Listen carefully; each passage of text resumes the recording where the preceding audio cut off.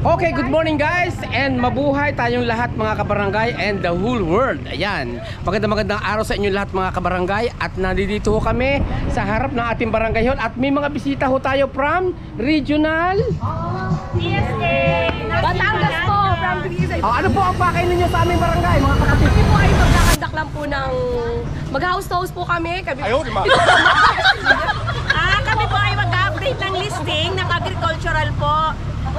Kung sino po ang mga engaged sa mga pagtatanim or paghahayupan at pag-aalaga po ng palaisdaan. Ayan, syempre, kumpleto sila from zone 1 to 7. Mapupuntahan nila today. Ano, kanya-kanya kayo ng?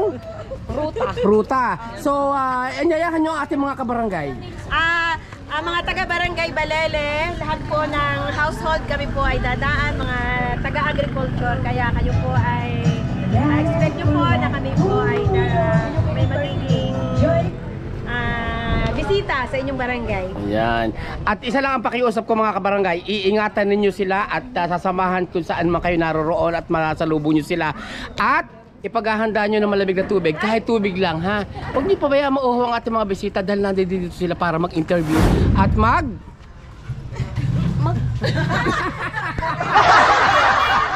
nagdidikla si Madam. Siyempre, kasama rin nila ang ating masisipag na BSW, si Pani at si Bonakid. Ayan. Ang ating masisipag na BSW, of course. Ayan, so malayo pa ang Pasko pero Merry Christmas sa ating lahat. At ito'y napakagandang handog ng ating Barangay Captain. Hindi, ito, yung interview.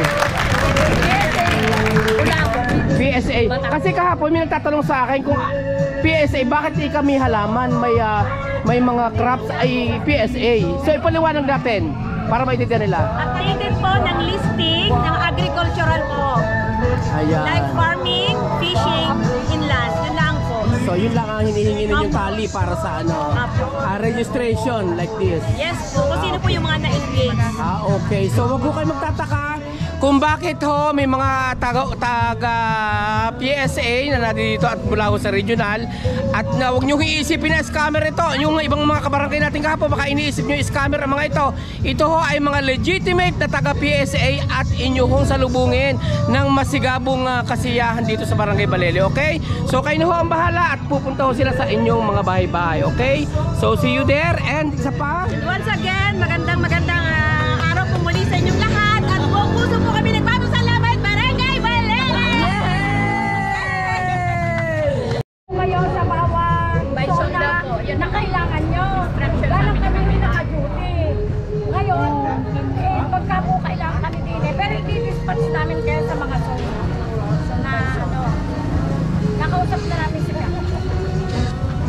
Ibig sabihin, drop na lang daw po kayo sa by zone. Kasi yun naman kami. Opo.